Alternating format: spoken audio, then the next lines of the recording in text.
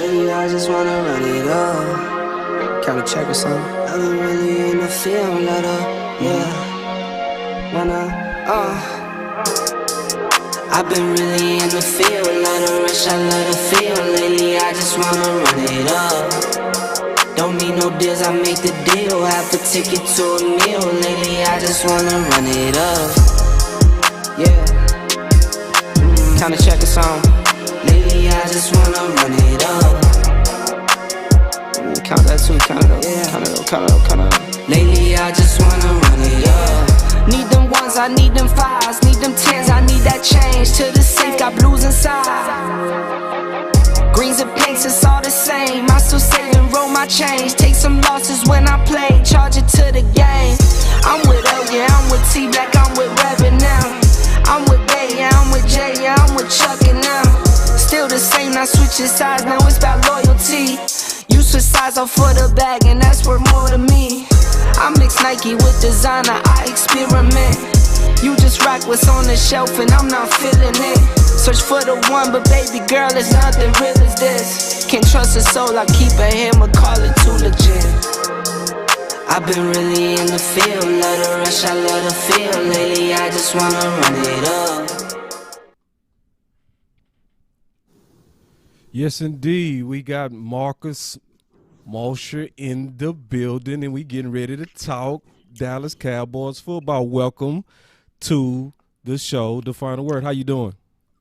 I'm doing well. Thank you guys for having me on. I'm excited to do this.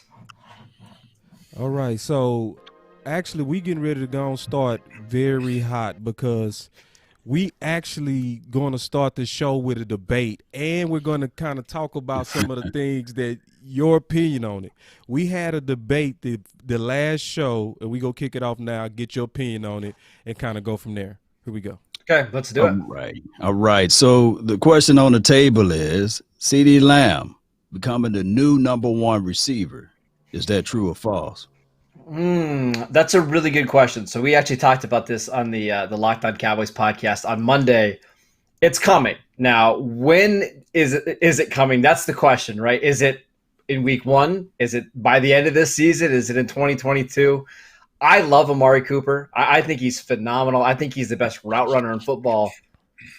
But CeeDee's different, right? Like CeeDee is going to be a monster in the NFL. And I think by the end of the 2021 season, it'll be pretty clear to everybody who's the best receiver on this team. So what I'm trying to make sure I understand you correctly, are you saying, I want to make sure I'm hearing you correctly, you saying you already heard this it. is the debate. You heard it. This is the debate we having, Marcus, and you the final tiebreaker. He just said it. Saying for the, hey, I'm trying to get it out, y'all. You're taking too long. Marcus Mosher is on the side of right. Let's just say that right now. Where you saying for? No, we gotta let them. You said he was. What's the controversy here? What's the problem? These guys are both really good. It said true or false. No problem. People in the comment box, y'all put in true or false in the comment box. You heard what he said, boss. He said, "Listen, is it week 1? Is it middle of the year? Or is it end of the year?" And just like me and OC said it when we had the show last time, we said we're not taking nothing away from Coop. We know he's a great route runner. We know what Cooper is. We know he's a dog. But just like Marcus Marshall just said, he said CeeDee Lamb is different, and he will take over that role. And where we're talking about game changers. You can have a game where Cooper can get about 8 catches for 100 yards, and they'd be nasty. But CeeDee can get about 4 catches for 80, but they be game-changing plays. And that's why I'm calling him the game changer. Hold up, Marcus. Let me get you caught up. I'm going to get you all the way caught up on what this fight is about. And you going to be the tiebreaker. I'm dead serious, too. Okay. Here we go. You know, I see straight up Cooper as the game changer. I really do. Like, do you see Cooper as your game changer? I mean, he's been there the last 2 years. We're going to go first with that one. Are you talking the big game? Well, hold on. You know what I'm doing. Here we go. I love being a Cowboy. Big game changer. Game changer. Let's have some fun. Let's have a good time, man. Let's kick it. So is he your game changer, bro? Because that's your segment, the game changer. because he my game changer. I love some Coop. But CD Lamb gonna be my game changer, dog. That's where it started, dog. I'm sorry. It started from that blasphemy right there. That's where this Ain't no whole blasphemy. debate, and it went Ain't no crazy, blasphemy. Marcus, I'm gonna tell you right now, it went crazy. It went crazy all over Twitter. It went crazy, and so you really gotta settle this. Why can't we just appreciate both of these guys? They're both really Here's good. the They're thing, both really Marcus, good. here's the thing. We do appreciate them, but we just happen to bring it up. We was talking about game changers. And so we love both of them. But if you're talking about a surgical receiver, I'm going to go with Amari Cooper. Surgically, he's going to kill you surgically. He's going to kill you with his route running. He's going to kill you that way. He's going to be consistent that whole game.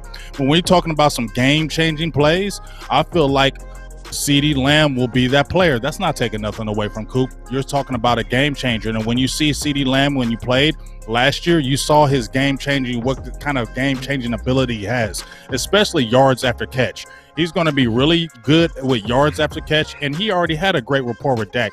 I think he had like 29 catches in the first 5 games with Dak Prescott, so he was averaging almost 6 catches a game with Dak before he went out. He still had 74 catches in the year and almost eclipsed 1,000 yards his first year with backups. So what do you think he's not going to do with year 2? And Mike McCarthy says he knows all 3 positions, so we're not going to relegate him in the slot.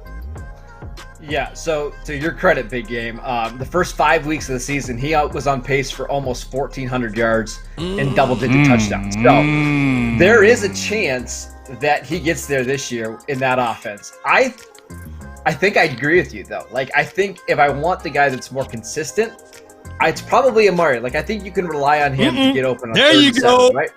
Right. But if you want the guy to have the Dez Bryant type of game, the 120 yards and 3 touchdowns like we saw in Philadelphia in 2014, I do think it's CD. I think he has that potential to just get red hot.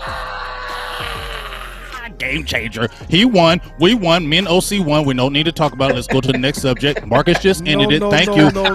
He did. Wait a second, boss. We're not going to keep Marcus on here, Hey, boss. We're not going to keep Marcus on here for the last 30 minutes talking about it. He just answered it. He said CD Lamb is dope, but game changer, that's CD Lamb. No, wait. But Let the man answer excuse himself. me, it just excuse me right quick. When you said Desmond Bryant I don't look at CD Lamb as being a Desmond Bryant I look at him being a DeAndre Hopkins, I meant to say. He's more of the Dez-like type of wide receiver that we got is wearing number 13. And I can't think that you guys would just sit here and just remove his name off of this list, because this year's the contract year for my dog, Michael Gallup. So y'all better look out for that, because he might just be that game changer. I agree with you. I think in terms of like body and physicality and winning, and the contested catches, I do agree with you with Gallup. What I meant from CD being Dez-like is in the biggest moments of the game, when you need somebody to score in the red zone or you need a big play, I think I trust CD a little bit more than Amari or Gallup. That's what I meant by the Dez-like impact. Yeah, and I feel think what that's you're saying, fair. Marcus, on that. I do want to ask you a question, because we still in a major fight over game changer, and I just want to throw one more thing at you. What about, because in gymnastics, you're a sports guy. Degree of difficulty is very, very important to the final score. And we know Cooper is drawing the doubles and he's drawing the first team corner. So when you also add that weight of what's on Cooper, like, how can he not be the game changer? Because Marcus, I'm gonna tell you, I use your Excels to fight haters, okay? So I know about your breakdowns of how Cooper changed Dak back instantly. So can you talk about the degree of difficulty, please? So you might not like this answer, boss. I think of the 3 receivers, I think Gallup has the hardest job, because he a lot of times is the X receiver, and he's running the deepest routes of all 3. That's why he averaged almost 16 yards per reception last year, even with bad quarterback play. A lot of his targets are coming 15, 20 yards down the field, and those are just much harder routes and throws than a 7-yard slant. That's not to take away from Amari. It's just that I do think Gallup's role is the hardest on the team, and maybe that's why he doesn't get enough credit. And we talked about that a lot in the show, Marcus. I talked about in particular that Gallup operates primarily at the top of that route tree, right? He's running the 6s, the 7s, the 8s, and the 9 routes, right? And that's a lot of times clearing out the intermediate routes and the work one-on-one to give Cooper space when they're playing a 2-deep zone. So he's able to work even against a number 1 corner and find soft spots within that zone to get his catches. And that's why the Cowboys have the best wide receiver core in football, right? Because Gallup, Amari, and CD all work so well together. They all do different things at a really high level. That's why this offense, I think we would all be very disappointed if they finished outside this top, 5 in points per game. They should average close to 30 points per game. Absolutely. Hey, let me throw a curveball at you right quick, Marcus. Where do you place Kellen Moore at as a mind of the offense? Do you think that he's still going through growing pains, or he's arrived yet? Well, last year it's hard to tell because, man, playing with 4 different quarterbacks and playing with the offensive lines that he did, it's really hard to get a good gauge on Kellen Moore. But I'm very encouraged. I don't think he's in the Kyle Shanahan, Andy Reid tier, but that next group.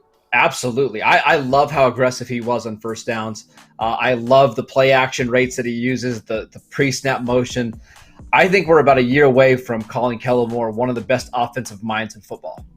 Is he better than the offensive mind of the guy over there in Buffalo? Brian Daboll? Oh, that's a good one. I think they're in the same tier. And it probably just depends on the week that, the one you're picking. Now, I like Marcus. I do want to highlight some stuff from your show, okay? Because he has a fire podcast, Locked On Cowboys podcast. You have to go over there now, like, share, and subscribe. So, because we go play a couple of clips with the video, and we go talk about it. Man. Yeah, we gonna talk about this stuff because this is good stuff. Here we go. And Landon, fire. Love Landon. So here we go. Check this out. Sure. I don't think that's the plan for Parsons. I don't think the plan for Parsons is for him to be KJ Wright either. I think it's to be a kind of hybrid of both of those spots and deploy and maybe it's just that we haven't seen this player in the NFL yet. Like he might be like a unicorn, right? This might be just the new hybrid role of linebacker that hasn't existed in the NFL before this year. And that conversation was about Micah Parsons.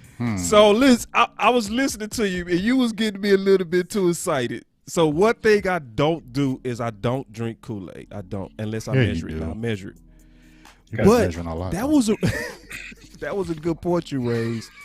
When have we ever seen a player like Parsons?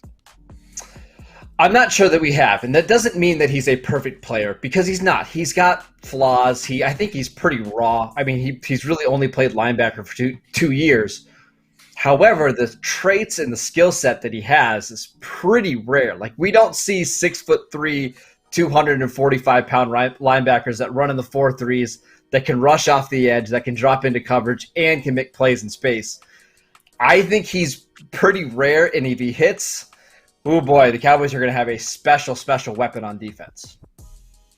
Let me ask you this right quick, Marcus. I didn't mean to jump in, but I just want to ask you this question. Once Micah Parsons got drafted, me and Boss have been talking back and forth. A lot of people are asking, would you be mad if you took Micah Parsons? We both agreed, like, nah, we wouldn't be mad. We would definitely go with Micah Parsons if it was available.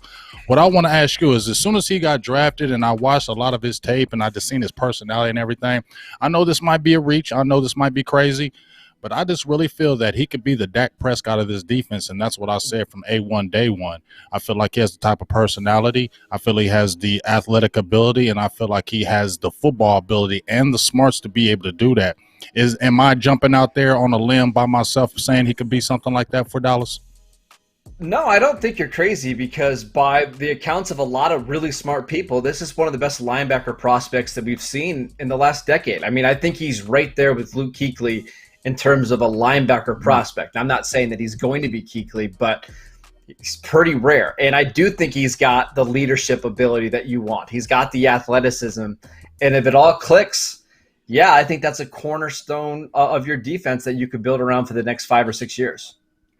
And one thing that I said, even on draft day, Marcus, about him is that the wild card factor that I love about him, besides the athleticism and the coverage and the speed sideline to sideline, is the ability to rush. I think that he's going to be a joker for the Dallas Cowboys in that 4-3 under defense, rushing from the outside and putting pressure and consistently being able to beat linebackers and tight ends and running backs that try to block him. So I think that that's going to be, a layer of distinction that really separates him from the pack in terms of his overall impact on that defense, in my opinion. I would agree. You don't see many off-the-ball linebackers rushing the quarterback on a high percentage of their snaps. And this is maybe the thing I'm looking forward to seeing the most at training camp in the preseason is where do they rush Parsons? Is it as a traditional defensive end in the 4-3? Is it, in blitz packages and on stunts? Because I think if that's the plan, is to put him in the A gaps and let him blitz, he could easily get 7 or 8 sacks as a rookie. Like, that's not out of the equation at all. But I do have some concerns if they try to turn him into Bruce Irvin, because I don't think he's that type of player. I think he's better having him in space, letting him kind of just find the quarterback and not necessarily have a single gap to maintain. That's where you're going to find the best success for him. But what about the speed mismatch, right, on 4-3 speed? Because I played offensive tackle in college and a little bit professionally, and I played against, and I'll give you a name, and you might be your football guy, so you might remember this guy, Antoine Peak. He was the guy that played out of Cincinnati. He was the guy that ran a 4.5 40, and he scared me to death. Now, he didn't beat me for any sacks, but for me to get ready for him, Marcus, the only way I could simulate that was to have a backup defensive cornerback rush me off the football so I could get used to those first 2 steps. What do you think about that from an outside perspective, perhaps? Because I think that speed kills, and it's very, very hard to train, and his first 2 steps are explosive. And I think in the right scenarios, he could create some havoc even from that position.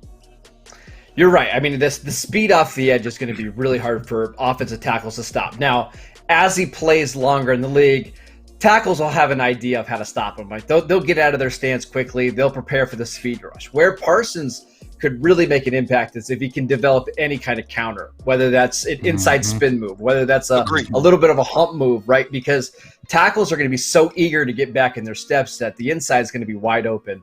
We did see in high school, Parsons was pretty good as a pass rusher in that area.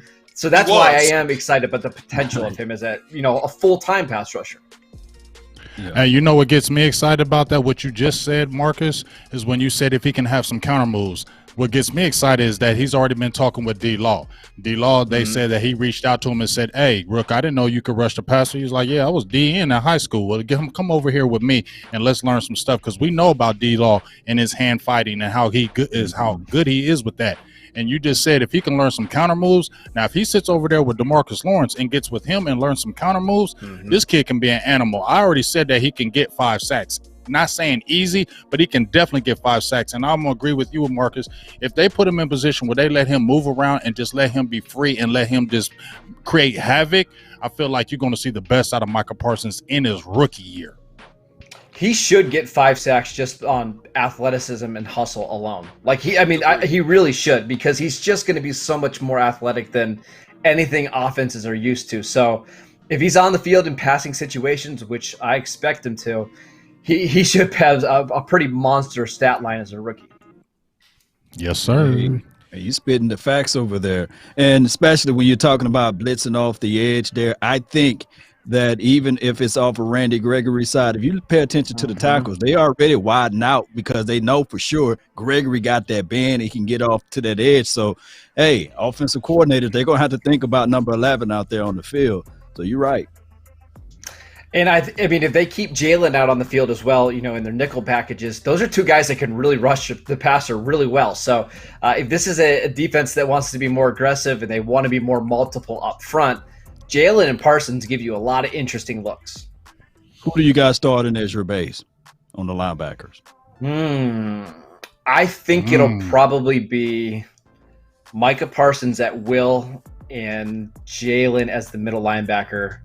I mean, your nickel is basically your base, but it's tough because I think Vander Esch is going to play a lot, right? I mean, he's gonna factor in, and Keanu Neal is obviously somebody the coaching staff loves. Yeah. I'll be honest. I don't know how Van Der Esch fits on this defense because I'm not sure what his best spot is. It's not middle linebacker because he just doesn't want to take on blocks. And I'm not sure he's fast or quick enough to play as a weak side linebacker. So that's the one guy that I can't figure out. So you think Cox is going to fight for that Moore plan? I think he'll be like the 4th or 5th linebacker this year. He'll probably play I don't know, 5 to 10% of the snaps, but he'll play a lot on special teams. I think they want to be cautious with Cox. Oh, wow. Y'all heard it first over here. Heard it first over here. Now, we got time for one more question to keep our promise to you. All right. Now, Let's talk about the right. One of the things that you took away that I really want to highlight, you came away saying that you was basically, matter of fact, let me just play it, and then we'll let everybody else decide what you saying. Here we go. We're wondering, hey, could Tyron maybe hanging up early? He's dealt with so many injuries. He's already played 9 or 10 years. Maybe this is the last time we see Tyron. That doesn't appear to be the case at all. Like you don't get that surgery to only play one more year, right? Yeah. You get that surgery because you're planning on playing much, much longer. It's Tyron Smith. He was talking to the media. I want to read you a quote that he had. He said, talking about his neck, it's one of those injuries where it was a stinger here and there, and I started losing feeling in my left arm. He said, it's been an issue for my entire career.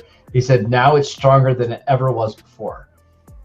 That is a terrifying thought for That's so scary. That Tyron Smith, a left tackle, basically had no strength in his left arm and still was one of the best tackles in the NFL. Yeah. That's deep. That's yeah, I mean, Marcus, I really want to talk to you about this one in particular, if it's okay. The man got 30 minutes. That's the last question.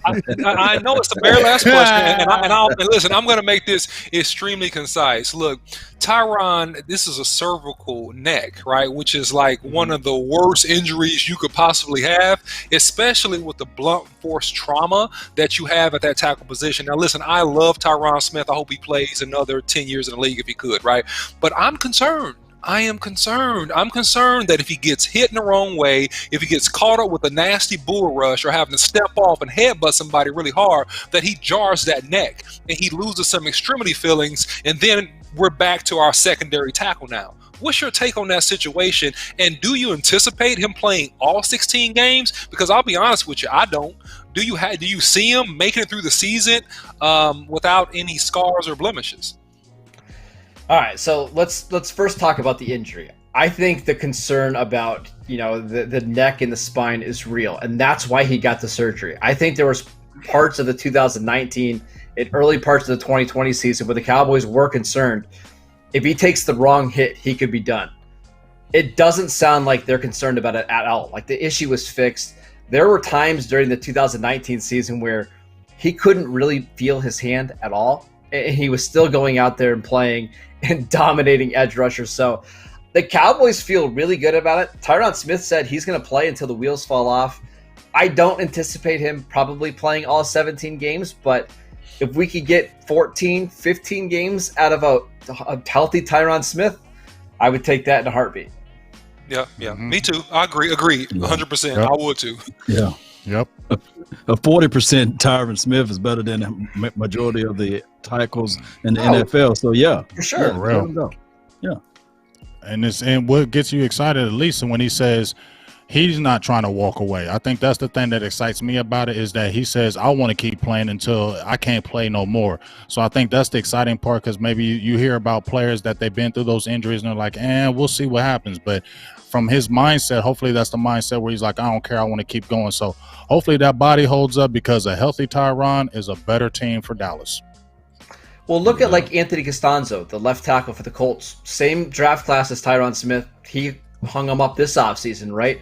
Tyron, has had more injuries than Costanzo. So I think it was certainly fair for people to be worried about him potentially retiring. So for Tyron to basically come out and say, hey, I'm not planning on retiring anytime soon. I want to keep playing well into my 30s. I think Cowboy fans should be breathing a big sigh of relief there. That's the thing that I love before you have to get out of here, is that people didn't catch that you were saying that that's where you're bullish, that you're seeing that this man has been playing through that much pain his whole career and was that dominant, and now he fixed it. And what I was loving, it was, and I never even highlighted this or caught this, but his point was, what I was hearing you say is, if Tyron Smith is corrected and we get another 3 years or 4 years of at least 14, 15 games, that is epic for the Dallas Cowboys. Yeah, I mean, Tyron doesn't get that surgery if he's not planning on playing 5 or 6 more years, because, I mean, he said it in his quote, like, he could have played through the 2020 season and dealt with it and managed it, but he wanted to get it fixed so he could play better as he ages into his mid-late 30s. That's the biggest takeaway. And now that he's healthy, I think this might be the best Tyron that we've seen maybe since 2016. Oh my! Ooh, yeah. Wow. Yeah. Wow. Hey, Marcus, is this his first surgery ever? Like, Yeah. as far as the I NFL? think it is, isn't it? He's had some other minor things, but nothing as serious as this. But listen, I'll be honest. When he got the surgery, I anticipated, and from the people I was talking to, they were hoping that he would be ready to go by training camp. For him to be already on the field in OTAs and mini camps and basically doing everything, I think it tells you everything you need to know about where Tyron is right now. Yeah, dedication. The nation. And Dak's back. You know, Dak, hey, one last thing. I'm going to jump off of this. Dak motivates you. And if you listen to a lot of the players, when they said they were, and you listen to Tyron Smith, let me just say this. Tyron Smith said himself, he was watching Dak in his rehab, and watching Dak in his rehab motivated him and motivated everybody else to stay on their job. If this dude is out there working, then I need to be out there working. And that's just a testament to Dak Prescott, how he raised the level of everybody else. You noticed at OTAs, nobody was missing, right? They were all there. Exactly. That's because of Dak, right? Like, if Dak is willing to fight back from this ankle injury, and he's going to be on practice, and he's going to be out there doing everything, you better believe that everybody else is going to need to be there as well. Yep. Yes, indeed. Well, Good Marcus, stuff, man. obviously, thank you for coming out. And I want everybody to make sure y'all support his podcast and support everything that's going on. He's a self-made guy. He's a guy that built from the trenches. So whenever you see somebody who made themselves basically from their gift, making room for them, you always want to kind of support them because they're in it for the passion. Do you have any final words? And definitely tell people where they can find you. Yeah, I mean, thank you guys so much for having me on. This is a blast. This is easily my favorite show right now on YouTube. So make sure you guys, you're already subscribing. Okay. You guys already know. Locked On Cowboys. Every day we do a podcast all season long. Make sure you guys check us out. Spotify, Apple Podcasts, YouTube, wherever you get your shows. All right, now. Thank you so much for coming out. And then we go do this again. Let's grow together. And let's talk Absolutely. football Thanks, together. fellas. All right, Yes, now. absolutely. Hey, we Thank you, appreciate guys. you. Take it easy. All right, Have thank a you, good night. Marcus. Yeah, you saw that Vince Young jersey in the back, and you got that no. Michael Yeah, Vick. he like ballers. Yeah. Yeah, he got Ballers. them nice jerseys. He got them Was balling that jerseys. Bush? Was that Reggie? Yeah, I just had Reggie. Reggie. Reggie was nasty in college, boy.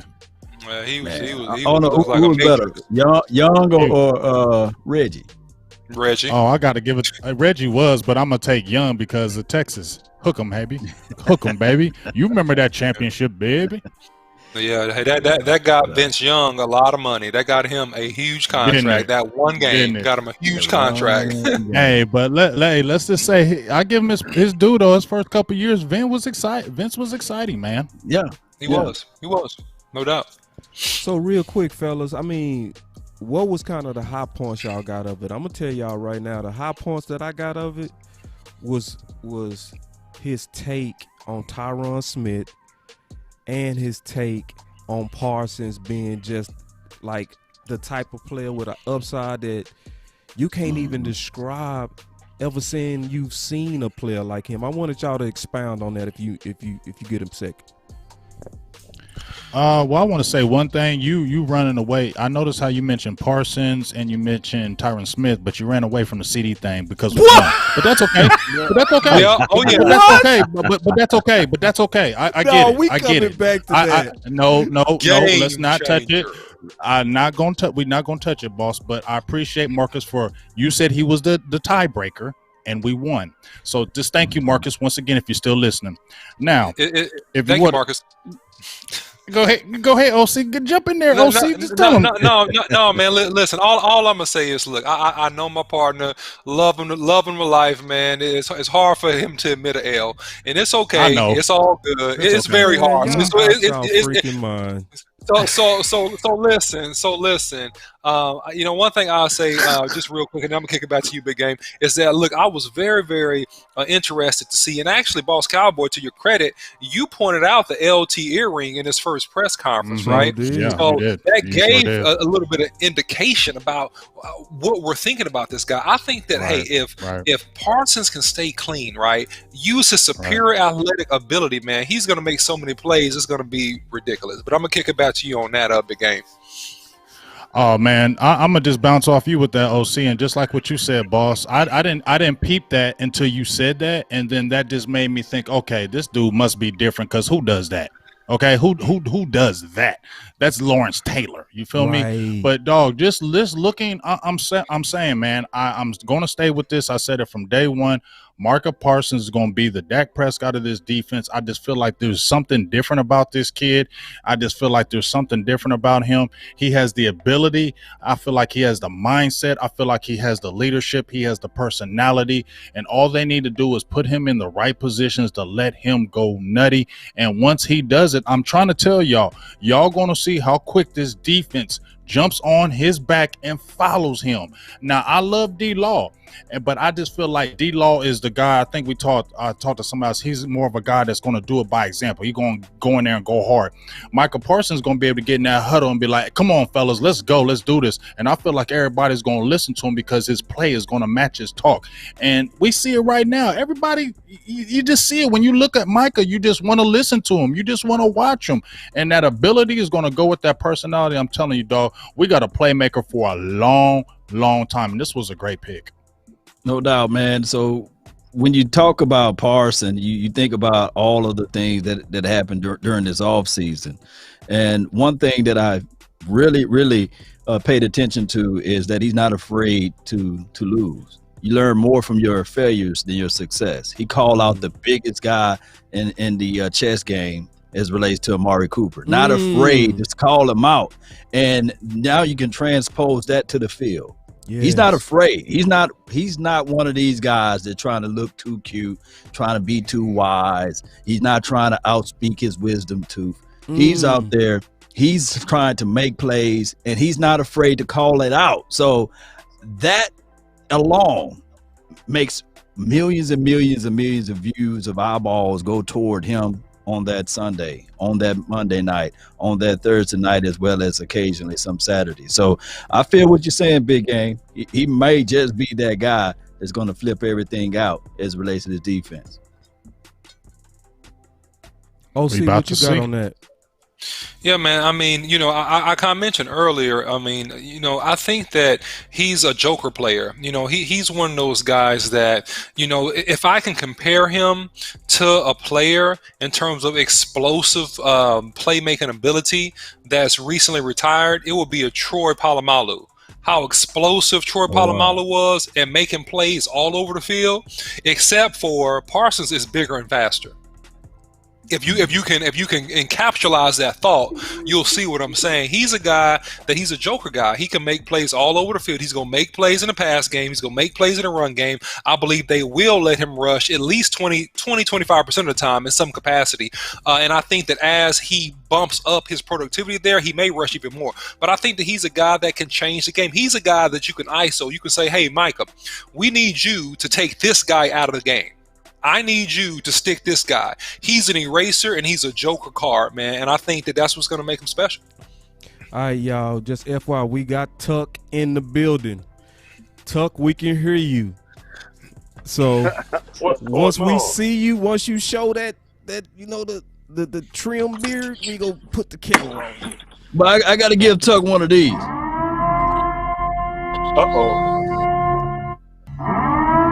Trench warfare! Y'all better watch out! We got the man that's gonna teach us down in the trenches. Let's get it, baby! Let me hear it again. Say, listen, I'm crazy, Tuck. I'm crazy. Let me get into my office. He going to his office. So He going listen to his now, office. this, hey, I'm excited for both of them. Listen, I was excited for Marcus, but hey, man, I'm dead serious. I can't wait to talk to because I got to get the record set straight today on some stuff. It got to be the record set straight, and it's only gonna be Tuck that can do it. Say, listen. So yeah, man, we waiting on Tuck. He going to the office. He getting ready to get the camera.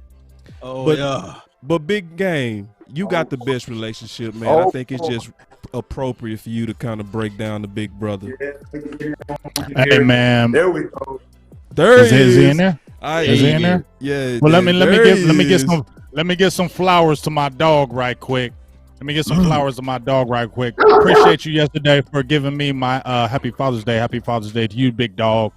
But just a quick breakdown of my dog B Tuck, man. I can't even name all the daggone athletes since I known him that he been training and gotten to the league. Since we've been talking since 2018, he done got a plethora of people in the league. You see how much he been training them Cowboys. He got a hold of Tristan Hill. He gets a hold of Alden Smith. You seen what Alden Smith did when B Tuck got a hold of him. You see what Alden Smith did. That's what B Tuck does. He is the QB killer. He raised them from middle school. He raised them from preschool. He get them boys when they coming out the womb and get them right, man. If you get with B Tuck, you going to the pros. There you go.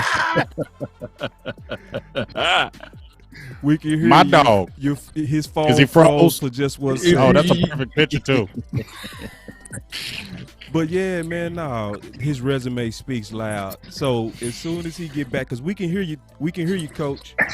We just can't see you. Turn your phone to the side, and maybe we'll pick it up. But go ahead. There it is. There you go, Coach. There you go. There you go, Coach. It's always a trick. It's always a trick to it. But go ahead, Big.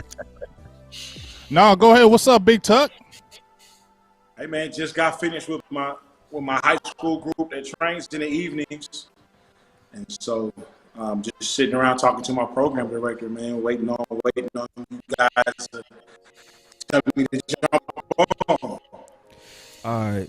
Listen, I'm gonna go ahead and kick it off just real quick, and because this is the thing, Tuck, and I really need your help, okay?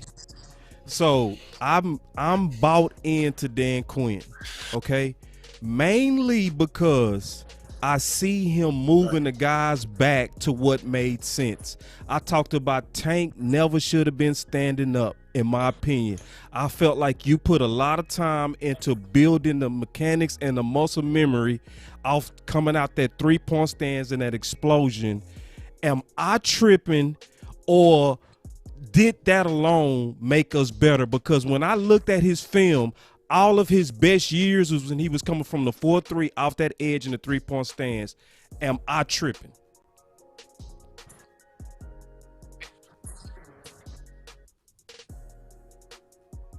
I don't know if he can hear you. It's a delayed, huh? No, I think. He was thinking. I think. Oh, he was thinking. Oh, okay, my bad, Coach. Hitting the nail right on the head with What? that analogy, man. I think that's something that.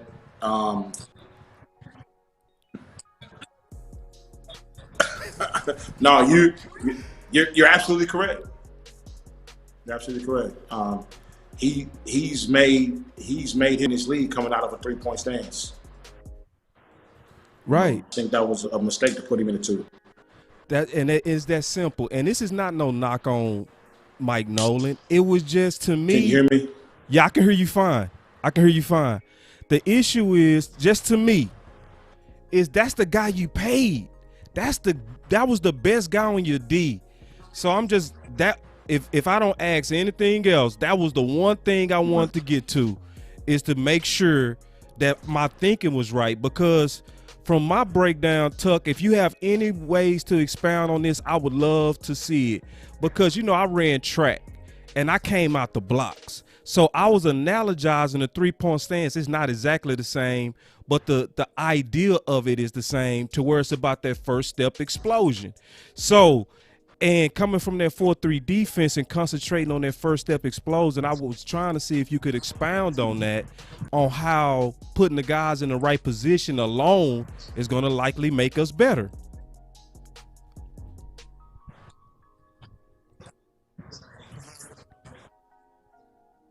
Right. Yeah, Tuck. Tuck, you can't hear me, can you? Can you hear me, Tuck? Yeah, he on a delay, I think. Yeah, I think he on the delay. God He on a delay because I think he's in the area he's in that building that he's probably might be on the Wi-Fi and it's probably taking a long time to catch him. And so there's a little bit of a delay. But I'll definitely expound on that because once again you're hitting the nail. Yeah, I can. Sprinters are taught coming out of from the drive phase with low heel recovery, making sure that their down hand flies past their waist, making sure that their hip thrust is going forward. All those things are things that we teach in the program. That's similar to sprinters getting in the blocks and firing out of the blocks effectively. So you're absolutely correct.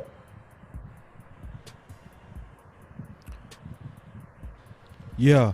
So guys, did y'all have any questions for him? Because that was one of the, I got more, but since nobody asked you a question, I'm gonna ask you this. Go ahead. No, go ahead. I was just going to say because I was just going to jump in here because one of my players, and I know you ain't going to be saying nothing bad, but I want some truths on this, B. You actually had a player that I've questioned. I've not dogged him or nothing, but I just questioned how they were picking him when they picked him in the 3rd round. Was Chauncey Golston. You trained him for the combine and for the draft. I want your thoughts on Chauncey Golston. Do you think he's better outside or do you think he's better inside? So Chauncey is that versatile guy that can play both. He can play both, man, because he's so darn big. He can play the 3 technique, and he can play outside. And so the defense that he came from in Iowa, Big Ten football, man, you got to be able to hold point. They played an odd surface a lot of the time, so he was at a 4 and a 4-eye. So he's used to playing down with guys on both of his shoulders. So it's not going to be foreign for him to play the 3 technique. And he's also played at a 5 to where he's had a guy on his inside shoulder when there was no tight end. And so I think that was a value pick for them. They basically picked up a 2-in-1 type of guy. It's like that, when you go buy a belt that's reversible, you got the black side and the brown side. That's what they did with picking Ghost. Yeah, Coach, Gotcha. Let me jump in here real quick, man. And thanks for getting on the show. And, man, love the work that you do. Me being a former offensive lineman myself, man, and always trying to figure out how to defeat these guys, slapping my hands and getting to my hip and dipping and all that stuff that you teach over there, Coach. And I know you do a great job at it. Here's the thing that I see with Golston, just to be honest, man. And, I mean, you don't have to reply to this. This is just my eyeballs. I don't see him as a guy with the initial elite first step. I think that's something that has to be developed. And I see him as a strong guy because I know a lot of guys came out of Iowa. These guys are strong. They're really good in their core lifts. So they have strong hips, but I don't see the flexibility and the bend that I see with the D-Law or that I saw with the D-Law initially when he came out of Boise. And so I think that that's something that it is a value pick, to your point. And I think that's something that's going to have to be developed in his game for him to be effective as a pass rusher on the NFL level when you have the best of the best have it locking you up or trying to lock you up every single game. So I really can't argue with you there, and Okay. partially because the film that you've seen on Ghost to this point is the scheme that Iowa had him playing in. Okay. All right, so he wasn't necessarily put in a position to really show if he has the mobility and the bend that you're talking about. First step quickness is key. But again, in their scheme, he may have been told to not get off the ball and read with his first step. And so, you know, a lot of that stuff is scheme based. I think it's fair to give rookies. I think it's fair to give rookies at least training camp to see how they're being asked to play in their new system, if they're responding or not, because this is gonna be something totally foreign to Ghost scheme-wise, based on what the Cowboys are talking about they're gonna run. Right. So are you saying, Coach, based on what you've seen, that we could potentially be pleasantly surprised at the athleticism and mobility that maybe he was not able to display based upon the scheme that he played in Iowa? That's exactly what I'm saying. So that's exactly what I'm saying. So Ghost is the guy that I had prior to the pre-draft process. So he's been with me for a couple years. So you'll be pleasantly surprised, depending on how they use him too. Now that's gonna have a lot to do with it as well, how they play him in Dallas. Yeah, and I don't want to go past that real quick. And I got you, Law, I promise, because you know I hear a lot, Big Brother Tuck. I hear a lot about the players suck. Right. I hear that a lot, and when I played Division I ball, and I know you played Division I ball, and first, I knew that sometimes it was the scheme we was in. Like it was too much. I called it chess, where you get the coach trying to be smarter than the athletes that's on the field, and they start putting them in the wrong positions. Can you expound on that?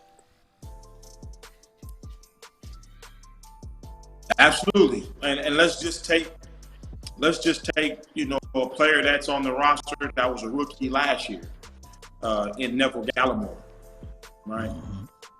Who was forced to play right away because of injuries to McCoy and to Hill, and you know Neville's first couple games, it looked like you know he was kind of lost in space, but as the season progressed and he got used to the speed of the game and you know the tempo, the strength of the onion, you saw him start to come on in of the season. He put together 3 or 4 football games at the end of the season, and the maturation inside the program, inside that scheme that he wasn't used to playing when he was at Oklahoma. Okay. Oklahoma, he was asked to shoot and run through gaps. Well, you're going to see more of that style of play this season. So you're putting him back into his comfort zone. So I say all that to say, you know, the scheme is highly important. You can have a really skilled guy playing in a scheme that does not fit his skill set, and he's not going to perform at the level that he's supposed to perform at. That's why you have guys leave one team, go to another team, and flourish. Facts. Yeah, and see, and beautiful thing about that history, Tuck, is a lot of people don't see that, and that's why I have been lobbying heavily and be aggressively. Big Game James and I was like, we got to get Tuck on, because it's a major debate. But when you get people, your resume is obvious. Like, anybody don't know his resume, just look him up, man. It's not. Listen, the man is like, when your gift make room for you, you can't deny it. Let's just say how it is, right? So the man know what he doing. But when we bring a guy on like this, you got to really listen to him, because this is saying, without throwing anybody under the bus, that the Joneses was patient, but now they're going back to where their guys fit best. So I had a debate the other day, Tuck, on not drinking the Kool-Aid or drinking the Kool-Aid. I said I'm taking a sip, because I see them going back to common sense and schemes that fit our guys. Can you elaborate on that? I think you're right. Again, I mean, you're dead on. I mean, you got guys in that room who, you know, just not to be cliche-ish, but were born to rush the quarterback, man. And so let those guys rush quarterback, and then, you know, the guys that were built to tackle running backs, let them tackle running backs. I think the last 2 years, or especially this past year, we had a situation where we were trying to get barking dogs to bite. Let a barking dog bark, man. Yeah. You know, if a barking dog barks, let him bark. You know, a biting dog, let him bite. Don't get a barking dog to try to bite, man. You're not gonna have any success doing that. No, I cut you off. You already know. There it is. Yeah, that's a big dog right there. Yes. Hey, on that 3-tech, we got a loaded room. You got an Osa, you got your guy Ghost, you got Gallimore, you got Tristan Hill that's going to be fighting for his life. He gonna have to show up this training camp. He gonna have to show up. So, where do you see his progression for as far as this year? Because he came along last season until he got hurt. So, how do you think he's gonna fight those other guys? Is he the barking dog with teeth that's gonna bite, or he's the Chihuahua? Nah, he's definitely not a Chihuahua now. He's definitely not a Chihuahua. I think Tristan Hill is a perfect example to talk about going from one scheme to the next. Hell, Tristan was, you know, under the Marinelli regime, you know, put him out on the curb on Wednesday morning, right? Pick him up, right? Trash. That's how they looked at him. Right. And then he gets a fresh start. A fresh start last year, and shit, he was starting. Yep. He was. Yep. And was flashing and playing well until the injury, right? And so, you know, hopefully he's, you know, gonna be back. I mean, I would hope that the Cowboys would bring him along slowly, coming off the injury, and not rushing him back out there, especially when you talk about having the type of depth that they have in the room. I hope they allow Tristan as much time as he needs to come back and be 100% from that injury. But could with this Ghost, be, Coach, do you allow Ghost to go ahead? My bad, fam. Go ahead. No, go ahead, Law. I'll say my thought. I was going to just say, looking at the scouting report on Ghost, and I looked at some of his tape. He does a great job with his hand technique, and you need to work on his disengagement because he kind of play with that high pad level, so you got to get a little bit lower, and they got him as a tweener. So I do know that you spoke heavily on the scheme there. If the Cowboys looking at him to, I guess, be in that 3, do you think that he should add a little bit more to his frame, use that 6'5" frame to block the passing lanes and just shoot upfield and worry about the other stuff later? Or you think that he's best to be as that versatile weapon as the edge/interior guy? It's a really good question. And let me first say this as I respond to that. Ghost is a real 6'5", a big dude. Okay. And so, you know, I think it's that he possesses. I think he'd be effective on the inside. I don't know if I'd want to put any more weight on him. Okay. And again, it's really gonna depend on situational football, man. You know, if it's third and 4, you know, and you think they're gonna run the ball, I'm gonna put his big butt in there, right? And then, you know, situation 3rd and 8, you know they're gonna pass it. I don't think you're gonna it be an emergency situation to get him off the field. I think he can rush well enough from the inside and the outside to keep him on the field at that point. But again, you know, we're all going to be watching training camp very, very closely to see how they utilize him, right? Because he doesn't look like anybody else in the room. There's no one else in the room that looks like him.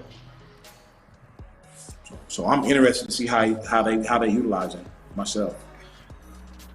Yeah, I think, Coach, in terms of upside, when I think about Golson, I think about I think about Michael Benedish, right? When I think about his upside in terms of if he has that type of get off that you are describing, that, hey, that maybe we're missing somehow because of the scheme, right? That he could be a guy that could be a really good mismatch one-on-one inside with a slower guard that gets off the ball and still hold us on the outside.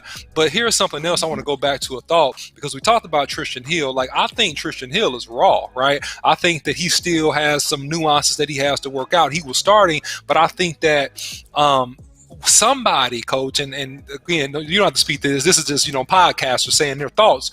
Somebody, coach, is go get the short end of that stick, coach, because, I mean, come on now. We got Basham in there. We got Law. We drafted Golson. We got Osa. We got, we got all these guys in there, right? And so one of those guys are go kind of be on the outside looking in. And again, to your point about camp, I'll be interested to see what happens. But I think it's going to be imperative, whether you are 90% or 100%, for you to be out there and look like you're 100%, coach, based on how competitive this training camp's going to be.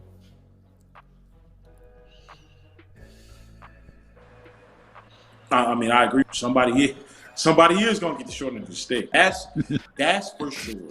It's a numbers game. So right. Somebody's not going to be in that room when the season starts. And so I'm pulling for all my guys. Yeah, but, absolutely. So somebody's going to be on the outside looking in. That's for darn sure. Tuck. Yeah. What's your gut feeling on Dallas defense, especially the trenches? I'm just talking about trenches, not the back end. From the moves, the realignments, the working with the guys behind the scenes. Nobody closer than you, Tuck. Nobody got a better feeling than you, Tuck. Nobody able to smell those guys' breath but you, Tuck. So we go all get quiet and we go listen. What's your gut feeling from training with these guys? So I am forever optimist, man. Always optimistic. The glass is half full around here, right? So I look at what they did, the move that they made. You would think on paper that they're gonna have a really good defensive line again this season. I mean, last season we thought the same thing before injury. The injury bug struck pretty hard. It did. But based on what they have right now, you can't help but be excited. You can't help but be excited. The only other defensive line that I think top to bottom is better than Dallas's on paper is Tampa's. All right. So people don't argue with me, oh man, Kansas City, man, listen. Tampa and then Dallas, in my opinion, my humble opinion. Yeah, and then my question also, I'm gonna kind of go into a question I'm hoping that you know, but I'm super excited about Parsons. When I saw that Tank was looking at his pass rush moves and was like, and I know Tank was working with you or working with you. You know what I mean? And Tank was at his best working with you. We all know that. We all know Tank best years when he was working with you, Tuck. We know that. Those of us who've been keeping up, Big Game James been keeping up with you for a minute. I did one show with you with West Coast, but we all peeped what got those guys on that level. So to hear Tank co-signing that 4.3 speed and that athleticism, also with the pass rush moves, like, what's your thoughts on his contribution, especially with them looking at him running a 4.3 under where he gonna likely play the Sam, using them as a rusher, a stand-up rusher? I want to get your thoughts on that because I'm very bullish on that, but I want to make sure I'm not over drinking Kool-Aid.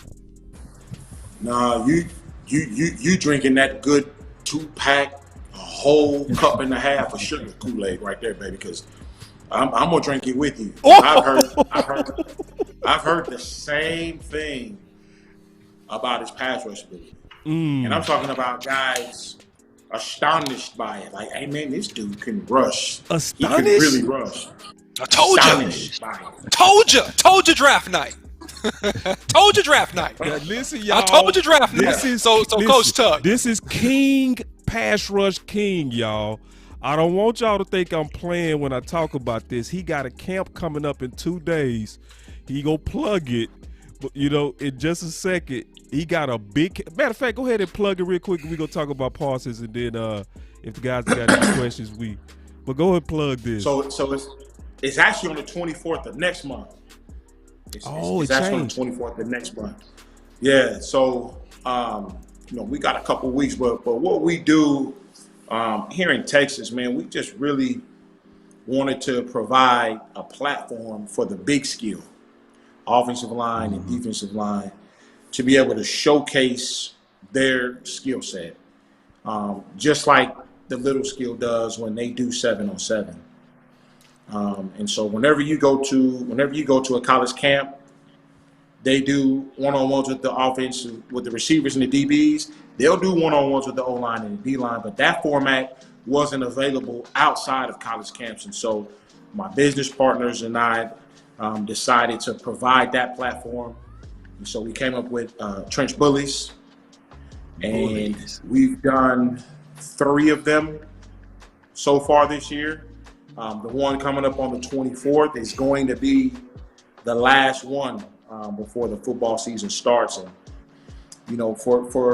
for us here in Texas, with there being so many schools that play football in the state, when you go to their camp, there's 300 kids there, and the only way you're really going to stand out is for you to perform well in the one-on-ones. And to be on those coaches' radar before you get to the camp. The analysts that cover it, from 247 and Rivals, those high school guys that cover high school football, they all come to our events, and they're looking to identify young talent that hasn't been discovered yet, and they're also wanting to cover the players that have already received scholarship offers. And so they grace us every time they come out. They bless us with their presence, man. And we've been really, really successful with it. Guys have had their recruiting process jump started from our events. And we're super, super excited, man, for this to be the last one of the season, man. So we call it The Last Dance, July 24th at A+D1 in Carrollton, Texas, the house that Aqib Talib built. So we're super, super excited. Real quick, OC, is that the AD1 where we had our second interview with Dennis? Is that the same location? No, that's not the same location. This is so his location is right outside of downtown Dallas. Okay. So Talib's place is in Carrollton. So this is in Carrollton. But Coach, I'm gonna come out and support you, man. I want to shake your hand, man. I love the game. I love offensive, defensive line play. So I'm gonna come check you out, man. And I got a couple of youngins, man. I'm gonna go ahead, get them signed up, man, and let you work with them some, Coach. Yeah, no doubt. Now. Appreciate you. Now, I want to be courteous to your time. And guys, did y'all have any questions? Because I do have a couple questions. No. Go ahead, boss. Go. You over there just going nutty. Go ahead. Go. Yeah, just man, I'm ask going away. nutty. Because, see, this is the deal, man. We got a lot of people that's watching, and we don't get a lot of times to talk to people who train NFL athletes, So when I get a chance to get questions answered that's going to either confirm fears or optimism, I'm going to take it. So one of the things that I'm been concerned about was just the strength of Connor Williams. So when I watch him, and I did breakdowns every week of the games that was up and coming, I always highlight the matchup. Like what matchup might get our guy. And every time it was a serious defensive tackle or one that was sitting on top of him, he lost that on a bull rush. Like, we brought on strength coaches. In my opinion, I said he needs to strengthen his anchor and he needs to strengthen his chest. What, from you looking at it with seasoned eyes, what would you say could actually help Connor Williams' game? Yeah. So I think he's already addressed it. I think you talked about it already. It was upper body strength. And so he's going into year 3. Is that correct? 4 right now, right? No, he's year 4. This contract year. Contract. Contract. But he improved every year. I looked at that. Go ahead. So when Connor came in the league, he was what we call over-skilled and underpowered. Okay? So he wasn't a balanced football player when he came in.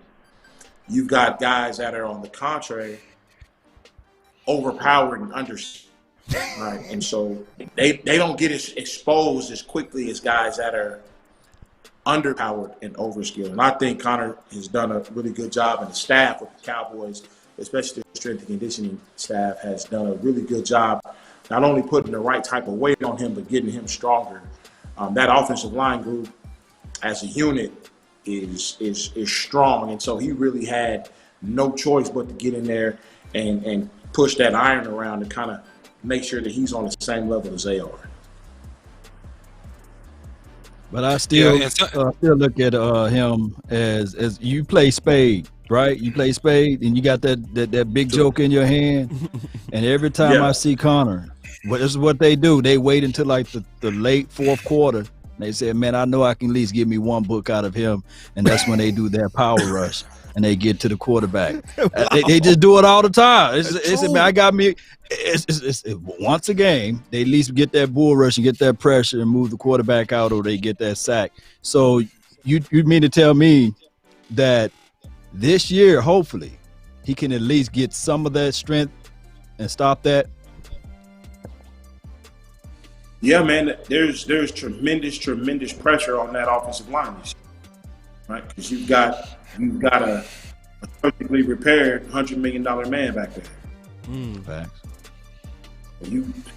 Listen, they're going to do everything they can to protect him. All right. So, tremendous pressure on the offensive line.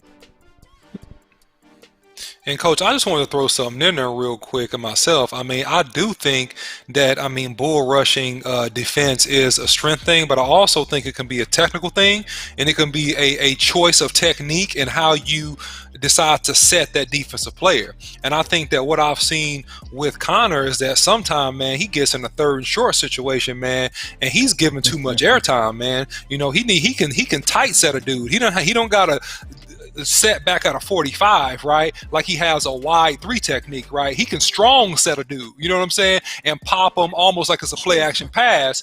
And then he can actually mitigate some of that power. And even if he is weaker, he can at least sit down and try to wrestle and let the ball get out versus being up and getting carried all the way straight back to the quarterback. And those are the nasty plays that everybody see. And they just say, oh, you're so weak. But at the same time, there's also a misjudgment to me when I look at his game in terms of the sets he chooses against who and when, because the advantage you have as an offensive lineman is that you know the play. They don't. So anyway, Coach, I just wanted to get your feedback on that. Man, great stuff, man. So, that's really fantastic. And I spent a tremendous amount of time with offensive line guys for that very reason. As a defensive lineman, we dictate to the offensive line how they take their sets based on our alignment. Okay, and so as far as Connor being able to quick set guys, if he gets him in that quick set, he's going to give up the inside, and so that's a cardinal sin. Right? Yes. And so blasphemy. Without knowing exactly what the protection was on every single snap, it's tough to critique. I've said that before. But from an overall standpoint, you're right. He needs to know. He should know at this point how to set a guy based on the play that he's been given. Right. And then the type of player that he has in front of him from film study. Right. Okay. And so, when we look at film from a defensive perspective, we always go from the ground up. We're looking for indicators. We want to pre-snap be able to read what the play is on down situation, how the offensive lineman has his feet, where what personnel group they're in. You take all those things into consideration, and the offense does the same thing.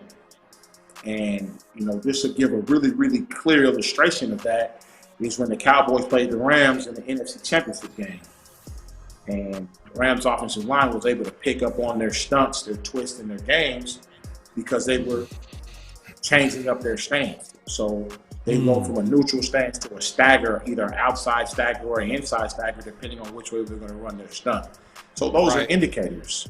And they were able to pick those. They were able to pick those stunts and games up and really punish the Cowboys in that game. And so that's where film study comes in. Hopefully Connor is dedicated in the film room. Hopefully he has the guys around him that can, help him, break down and evaluate his opponents, clip by clip, and understand who he has in front of him. Because if he has a guy that's going to bull rush in front of him, hey, man, you better get ready for that load. Right. Because realistically, man, it takes zero talent to bull rush. Exactly. That's just all effort. Anybody come out the stands and run down the middle of a guy. Ooh. Right. That's all effort I want to. And coach, not to belabor this, but that's my point about this whole situation is that, hey man, you can attack a defensive lineman. I mean, I know that a defensive lineman has different angles in terms of how they're going to attack, but as an offensive lineman, you can have different attack points on the chest plate or the shoulder plate of that defender, right, to try to help yourself in that pass rush situation. And the issue that I've had that I hope gets a whole lot better when you talk about a Connor Williams in particular is that if they're sliding the protection to the left, right, they're slide left, I don't have an issue with you quick setting the guy because you got somebody covering the inside. You got that center coming for you already. So if he jumps on the inside, he's folding right into the center, right? In that scenario, go ahead and do what you got to do. So anyway, that's just my little feedback, and I think that those things will probably help the Cowboys and the offensive line moving forward. Yeah. I mean, it might. But if you got that big fella getting bull rushed, that 9 out of 10 sending somebody behind him. Yeah. Hey, and real that's quick, why I want to say something real quick that's outside of football. He He- trains more than NFL guys. I want to make that clear. Because some people think that you can't help this man because he helping us with all kind of information on his time just out of the love for Big Game James and the final word. So I just want to let y'all know, if y'all have anybody in the Dallas area that want to train, he even trained kids. His first passion, and actually he got his start in the business from training the kids first. So all the Talibs, all the beautiful building, all the facilities, all the networks, all the traveling, all the money started from kids. So keep in mind, you can refer people at a very young age that can get top training from one of the best in the country. So I just wanted to say that for the DFW area, and if anybody know anybody that need work in them trenches, it ain't nobody better. Huh, Big? I appreciate you. And it does. It starts My with dog you, Tuck, man. he already know. I'm with you. Yeah, man. I didn't mean to cut you It off, Tuck. I started- just wanted to tell you you're a beast. No, you're good. Man, I appreciate you, man. And it started with the youth players, man. Football, to be able to train guys from as young as they can pay attention into the highest level, man, it's a tremendous blessing for me. I'm blessed to be in this space. I just told my group tonight, training NFL guys is great. It's good. It's good to post on social media. But I'm a player development guy, so I take great pride in being able to take a young man that doesn't know anything about the sport and not only teach him how to play the game, on the field, but also, help him develop his football IQ. Understand what's being done to him and what they're attempting to do to him. And so I always training, especially young players, as a huge responsibility, man. And it's a blessing that parents trust me with their kids. So we'll always be in the youth and high school market, no matter what. No doubt. Well, I didn't have anything else, man, and it looked like you sitting in the office, man. We don't want to hold you. I want to be very courteous of the time that you gave us. Oh, you're good. Okay, because I keep You're on good. asking questions. Don't ever say that with me. Nah, you're trying good. to get up out of there because I keep going. I'm Man. telling you, I'm like the Energizer Nah, battery. you're good, man. I'm done. I'm done for the day. We're actually gonna head down to Austin, either tomorrow or Thursday, man. University of Texas is having a camp, and so we're gonna take some of our high school clients down there, man. Let them get a look at them, and so no, you're good. I changed offices because my phone the battery was going down, so I had to put it on charger. No, I got you improvising. Now, one thing I wanted to also tell you too is the final word can help out your clients in other ways. So I'm gonna talk about that to you when we get off air, because it's also ways to prepare people for the public, you know, and a lot of our guys need that work, right?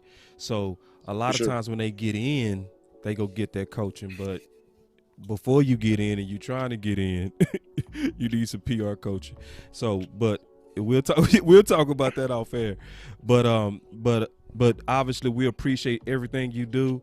See, because this is what I know from playing the game and knowing trainers in the game. Y'all let me know if I'm tripping law big games and OC.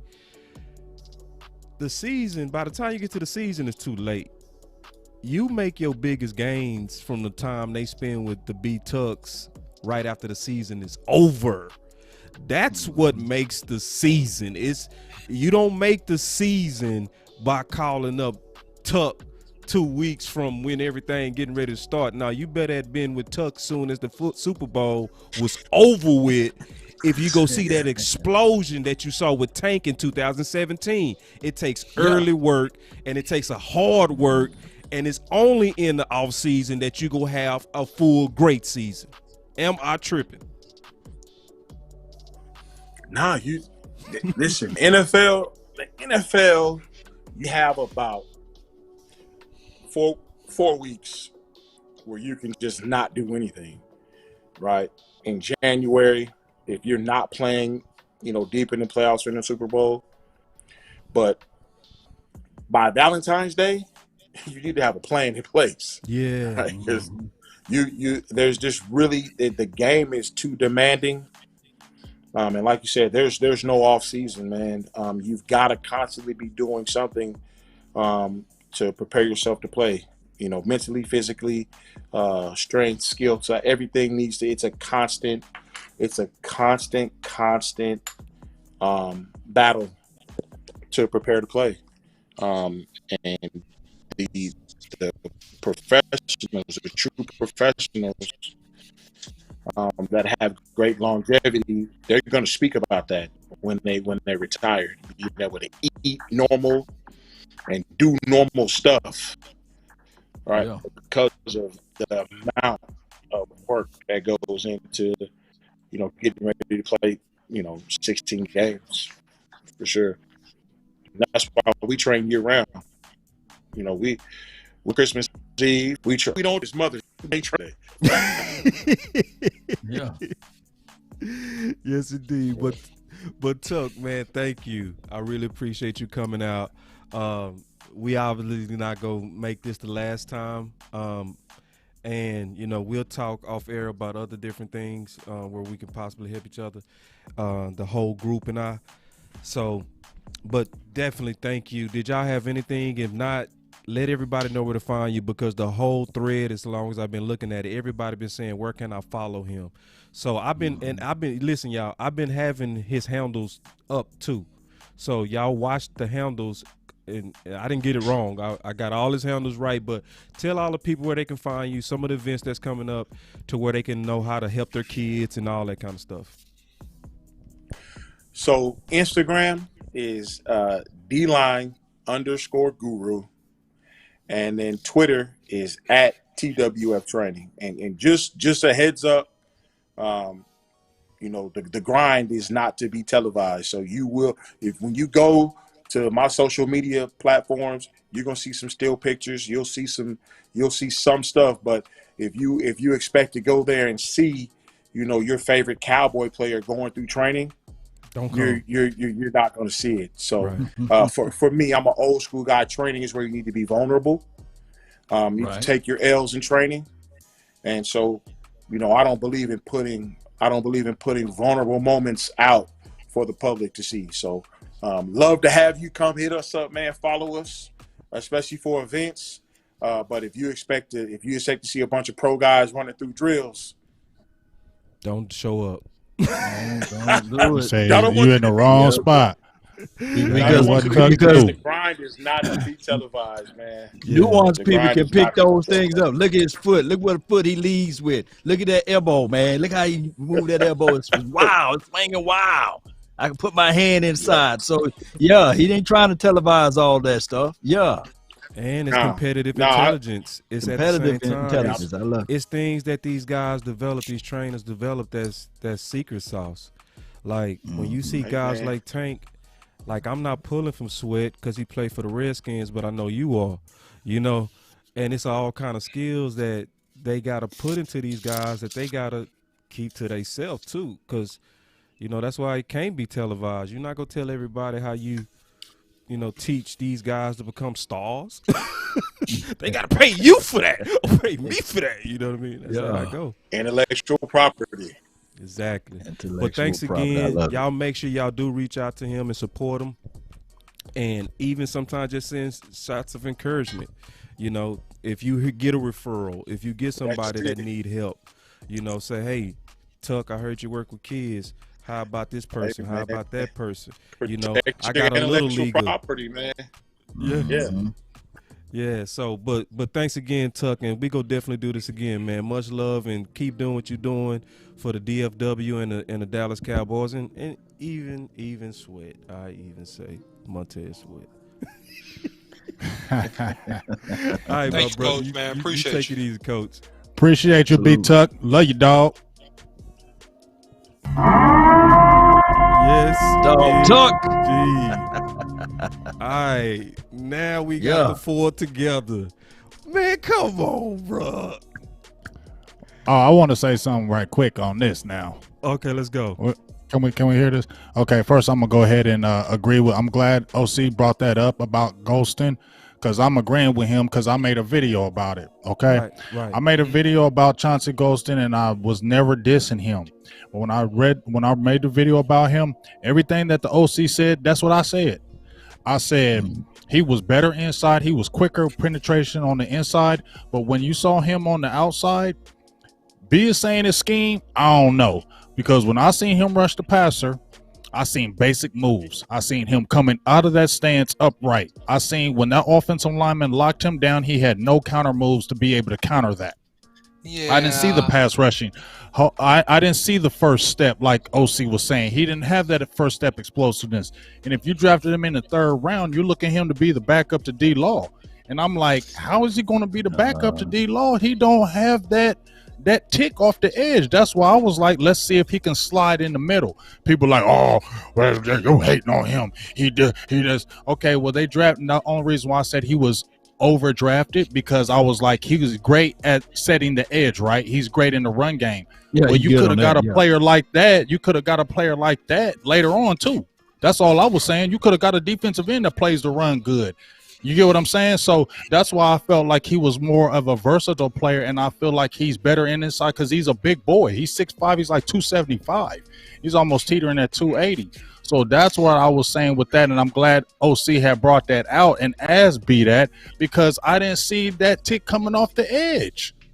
Yeah, B, and excuse me, I called you B, my bad. Big game. Listen, you good. Here's the thing, man. Here's the thing. I mean, we say scheme or dream, man. You can say whatever you want, but as far as I'm concerned, I didn't, look, one-on-one, I don't see the bend. I don't see because he was wide in certain situations. He didn't play 4-eye tight to that tackle shoulder every single play, especially when he was rushing in third and long situations. So I still saw too high. I still saw hands in his chest easy. I still saw not disengaging.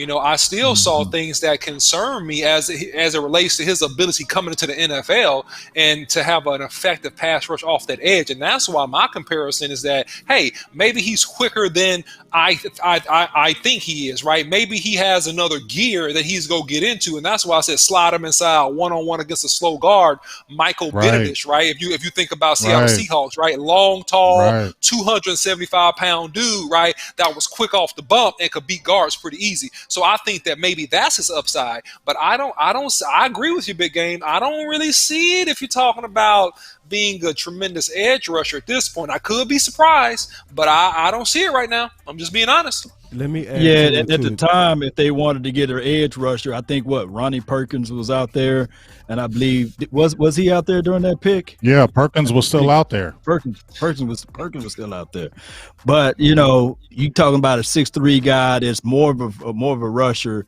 and Perkins opposed to a 6'5" versatile guy that you can put a little weight on his frame and kick him inside and say, okay, yeah, we had issues stopping the run, and that is what he do best, right? He stopped the run.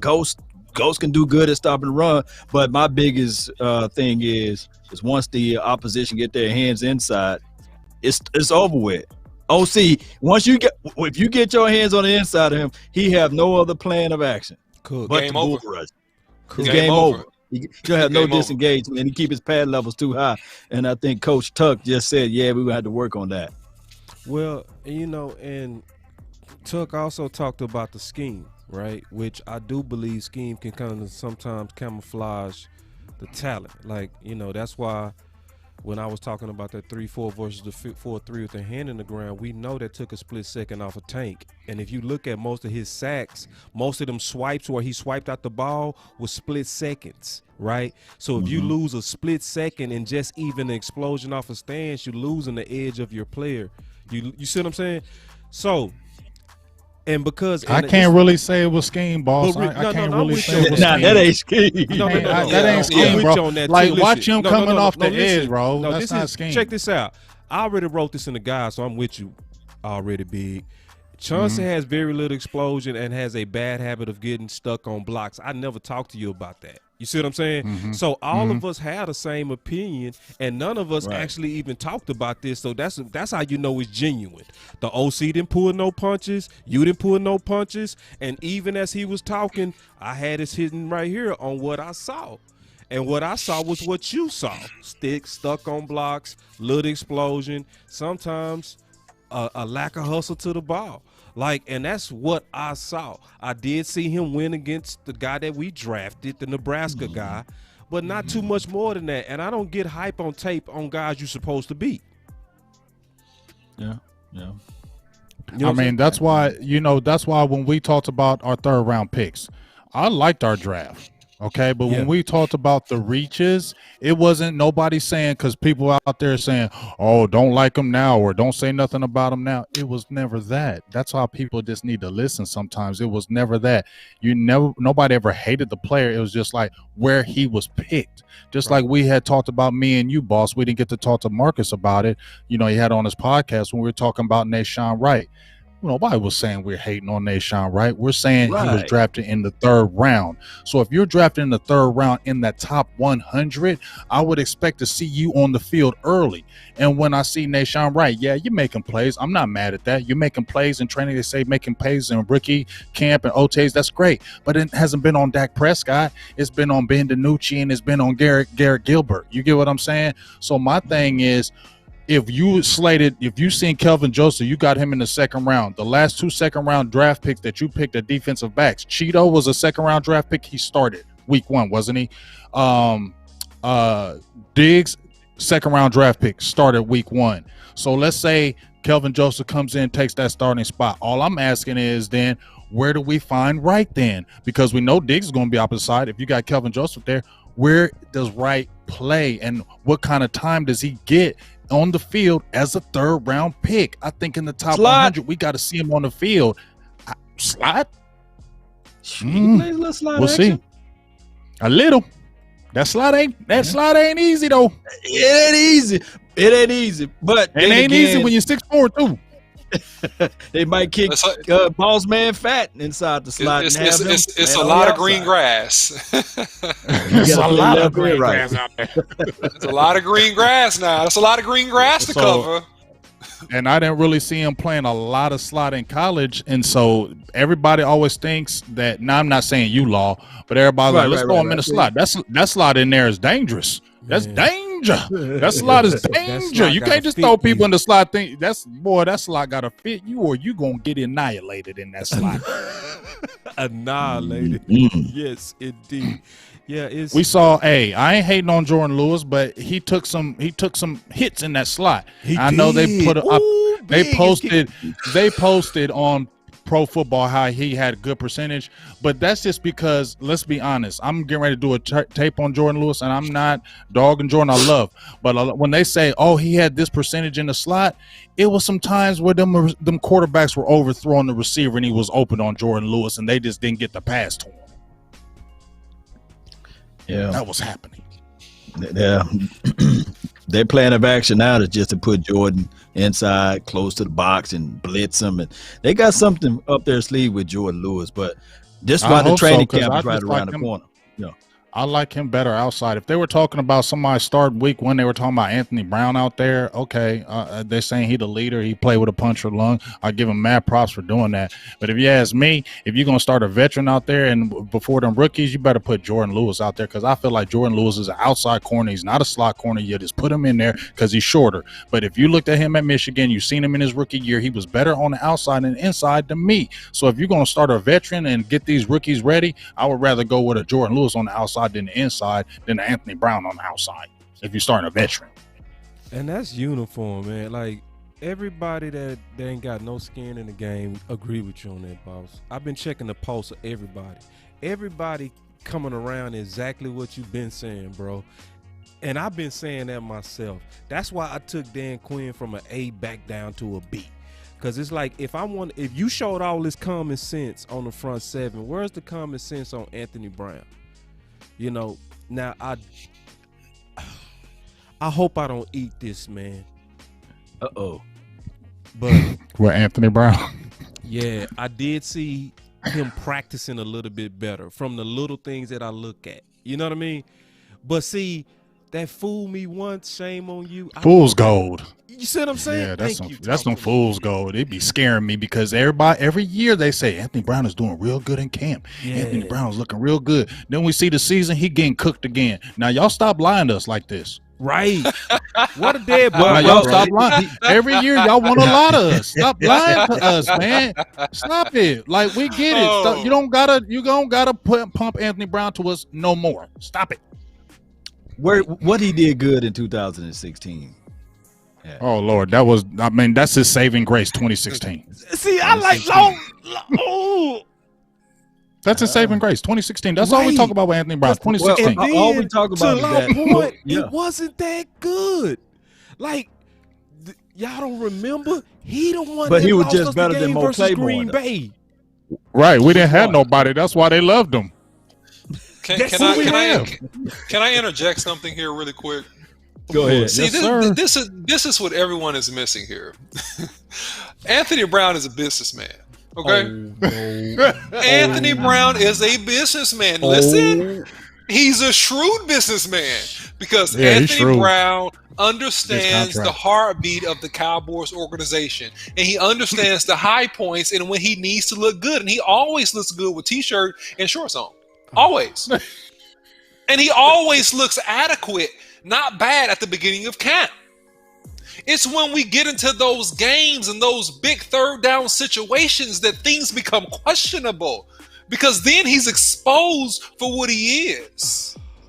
So I'm going to do what I need to do, coach, and I show up to these practices. I know the key ones. I know the scrimmages. I know I got to look good in a couple preseason games. I know I got to look good with these T-shirts and shorts, so I got to show up and look like I'm in good shape and show you that I at least did my running, coach. I know that because I'm going to get paid this year, and I'm going to make that 53. I'm going to get this roster. I'm going to log these games. I'm going to get this pension, and guess what? I'm going to get paid by somebody else eventually when you figure out what is going on and you cut me. Anthony Brown is a good business man. Hey, I'm gonna say great businessman, OC. I'm gonna say great on that one. Great. I'm telling you. I'm great. I'm gonna say he's a great. He's gonna be the Orlando Standard of the team and get 3 contracts. Orlando get 3 contracts. Great businessman. And to the OC yeah, that's what I'm saying. He's the Orlando Scandrick of the team. He getting 3 contracts. To the ooh, it's hurt. To the OC's point, we used to call those types where I'm from practice superstars. I don't care where you from. We all know those types. I don't care if you played Little League, middle school, high school, college, Division I, NFL. There are people, they show up when, like what the OC said, they're practice superstars. Xavier Woods was like that. He tricked everybody because of training camp. Ooh, he's getting the ball. Ooh, look at all those interceptions. My boy West Coast even apologized to him, bumped into him in training camp and said, hey, man, my bad. You've been balling out here. He gave him credit, but he gave him credit a little bit too early. You know what I'm saying? And I think the OC hit on something with that, man. It's showing up for the pressure of getting paid, but then after you make the roster, fools go, like what Big Game said. So let y'all three this. Is Jordan Lewis and Anthony Brown same person? Hell, man, no. Law, come on. What you see? Law, what you doing? What you up to? What you up to? Both of them got paid, so we got to figure out. They both got paid. They both accept that marginal contract. So they're not going anywhere. They both got that money. Yeah. But here's the thing, though, Law. Let me say this about that. I feel like number one, they both accepted those marginal contracts because there wasn't going to be no market for you. That's why they jumped on them contracts quick as hell. You see how quick they probably offered that, and Jordan said, "Okay." I mean, because let's keep it real. No hate. What kind of market was going to be out there for Jordan Lewis that he was going to get a contract like that? What kind of market was going to be out there for Anthony Brown that he was going to get a contract like that? You get what I'm saying? Yep. But I say the difference between them two is the mentality. I'm going to take a Jordan Lewis over Anthony Brown because that mentality is more doggish from Jordan Lewis. He ain't going to back down. He's going to challenge receivers. Even if he get beat, he's still going to get in your face. Me, when I see Anthony Brown, when he get beat, I don't see that. I see him just being quiet and just, okay, whatever, just go back to the huddle and try to. I mean, I'm not saying maybe that's the mentality because I'm not him, but I'm just saying what I look and I see. Body language. I don't see the body language. I don't see that doggish attitude and mentality from an Anthony Brown. I feel like when people go after him, he like, I don't want that. I don't see him jumping up and stepping up to the challenge. He don't got the doggish mentality to me. I'm sorry. They can call him the leader on the team. That's fine, but I don't see it from Anthony Brown. Unless I don't see it. And I don't know why he still is able to stay on his team. But like the OC said, to his point, he a great businessman. He know how to do it. Because when I look at from afar, how are you still making this squad and how are you still talking about in the conversation being a starter on this team? How? Yeah, and to your point, Big Game James, I agree. I'll second it. Jordan Lewis brings more of a hunger. He brings more of a competitive spirit. He brings more of a willingness to mix it up. You know, it's not just losing and winning. There is something to say about how you lose. Yes. And even when you see Jordan Lewis losing on a route or losing on a one-on-one, you see him fighting and clawing and trying to make that play. You don't get that same sense when you look at Anthony Brown. You get a mope. At times you've gotten a loaf, or at times you've gotten a neutral response, no body language when I just got beat on a big play. So I'm going to take the guy that's going to compete over the guy that is a lookalike. Sorry. And then I got something to say about the Marcus because that's real stuff. Marcus was totally different, Law. So, like, in this market, because I wrote the book both years, I'm not acting like I'm all that when I say that, but, you know, I wrote the Dallas Cowboy Guide where I dealt with a lot of the free agents. This year, the corner class in the free agent market was deep. So this is where Jordan Lewis would probably need to reach if he want to just stay on the team. Last year, the free agent market was bad. It was real bad. It was lean and not talented. You know what I mean? So Anthony Brown got his contract, a real team-friendly contract, when he really could have drove up the market. He really stayed at a place that was go bet on him because they like him. And people don't act like that don't happen here, because Witten himself came out and said, I'm with the Cowboys. If I would have been on any other team, I would have been fired. So we do pay people based on liking them, believing in them, or being our guy. And this is clear by now. No conspiracy theory at this point. Anthony Brown is one of the favorites. He's one of the front office favorites, and somebody bet on him. And they not willing to divorce him. They giving him every chance to make whoever bet on him right. And whoever bet on him from a high level. You dealing likely with a top level Jones that bet on Anthony Brown, because everybody gets overrolled for him, and it's against logic. Like, everybody sitting here like, now he got cooked, but then they come out with the cracked ribs and they start saying you didn't talk about. Oh, he played with a puncture, right? Why didn't you say he had it during the season? Right. Yep. Now you're gonna come. They're gonna It's say, almost well, like he you're finished the saving season it. strong. Yeah, He and finished the season that's strong. how they He had and that's how they two interceptions, right? And they're gonna use that, and that's how they spin it against the 49ers. Yep. Yep, that's a great point. What you just said, boss. How they always spin it. Why didn't you tell them they had a punctured lung during the season? Why didn't y'all tell us? Why didn't y'all say anything like what was going to make a big difference? You feel me? What y'all did was when we saw Anthony Brown could be a starter on this team again, y'all knew everybody was gonna be like, oh hell no, Anthony Brown trash. Hey, let's put out there that he got a punctured lung. Put out there that his punctured lung and he still was playing. Put out there so we make him all, and then when the story comes out, and I'm gonna keep it real, y'all. Lord, forgive me for this, Jesus. But when he came out and said Anthony Brown had a punctured lung, and everybody, oh man, okay, I was like, I don't give a hell. Lord, forgive me. Lord, let me forgive just me. say.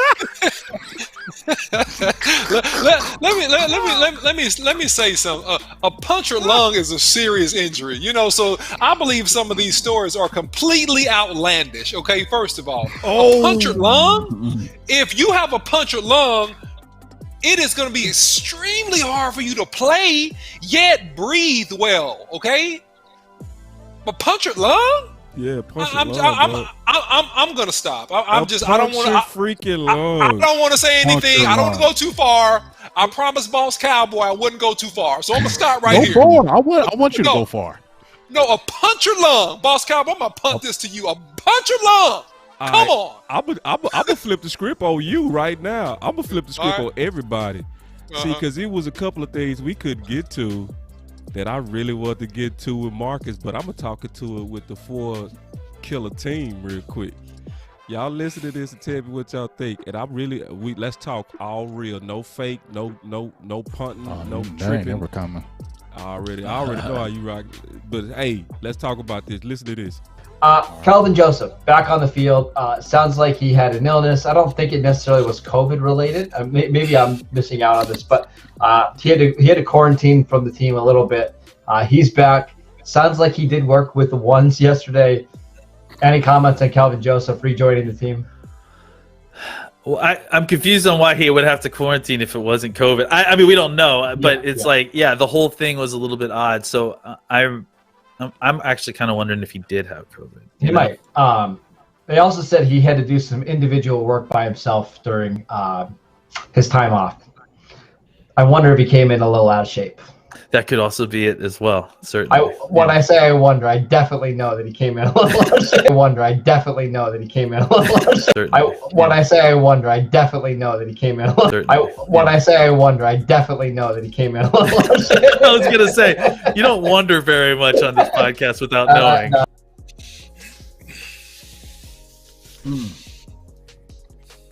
Now, let me be first on this, because I'm gonna really try to strike balance with this.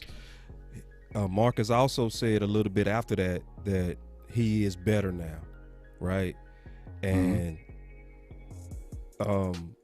and if it is COVID, I think everybody needs to kind of take a pause, right, on a judgment on Boss Man, because they also brought up on that podcast, which I think is super true. If you watch the pattern of players that got hit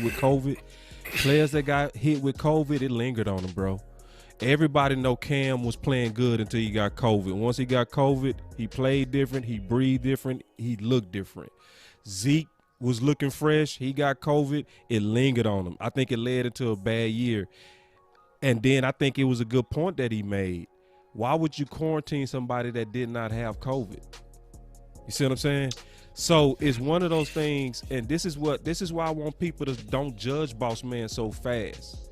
This is just my opinion, all right? don't judge Boss Man so fast because COVID, depending on the degree of how bad it might have hit you, that says it's like being a 20-year smoker. You know what I mean? So you got to give guys time for their bodies to get back adjusted. It's a lot of people that's ready to snipe at Boss Man too early. You know what I mean? Because it don't even make sense for you to go through all this combine work and all that kind of stuff and so-called be out of shape. If it's COVID, everybody got to get this man at least to the middle training camp or preseason to where you even see him at himself. What's your thoughts on that? Yeah, I'll jump in here first, man. As a COVID survivor, I can tell you, yes, it does take you a few months to get your wind back underneath you. You know, I had COVID. It hit me pretty hard. A few months. All right. I had COVID and I was down for about 3 weeks. All right. And I had bad COVID. I lost 16 pounds, wasn't eating. It was a bad situation. And I worked out, and you know, Boss Cowboy, I work out quite often. I was working out at that time, probably 4 to 5 times a week. And I went back after I just got over my symptoms after about 3 weeks.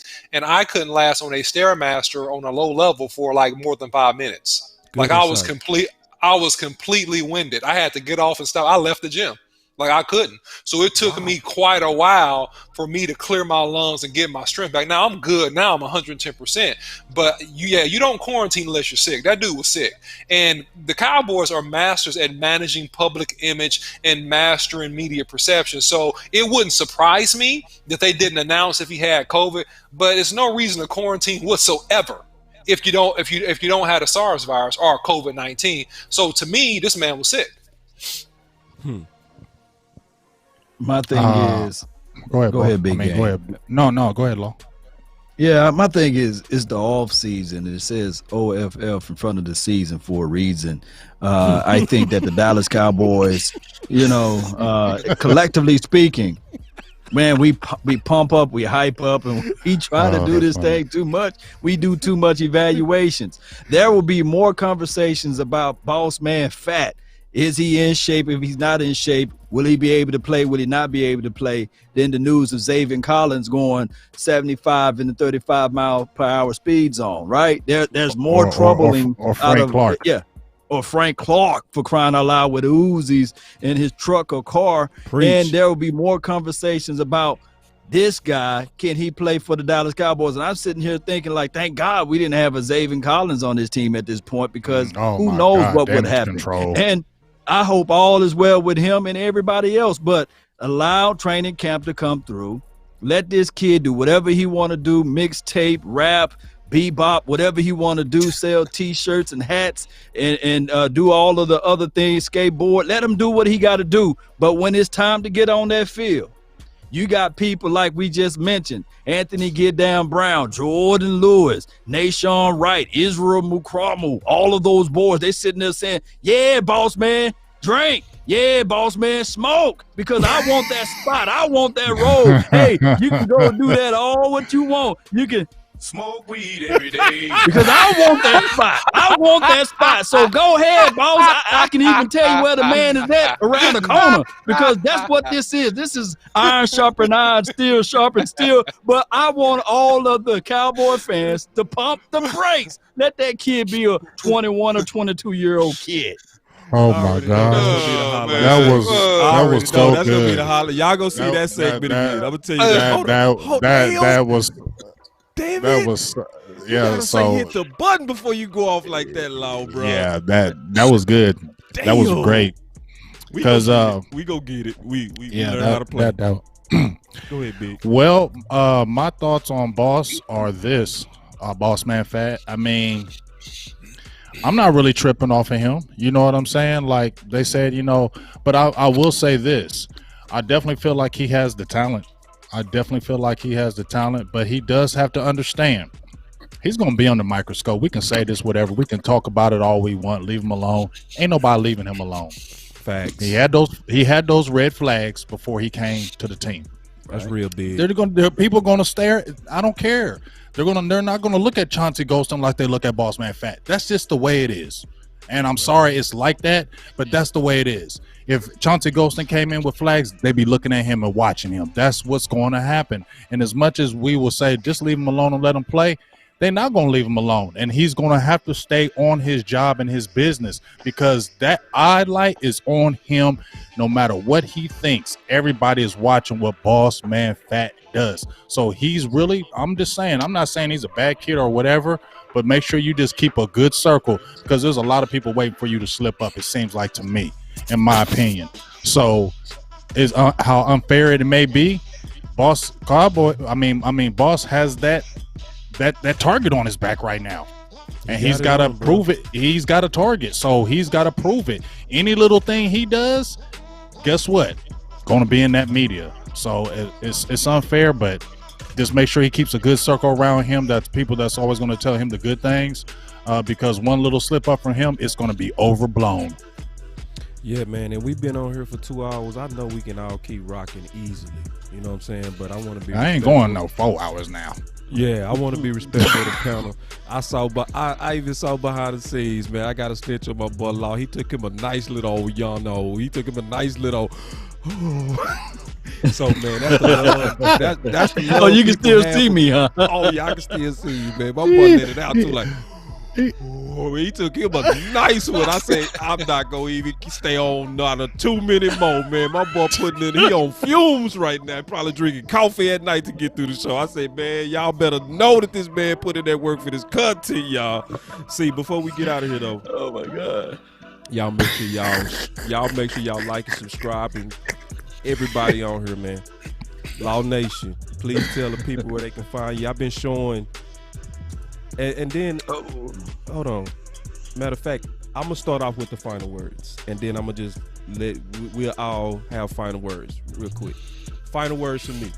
All right.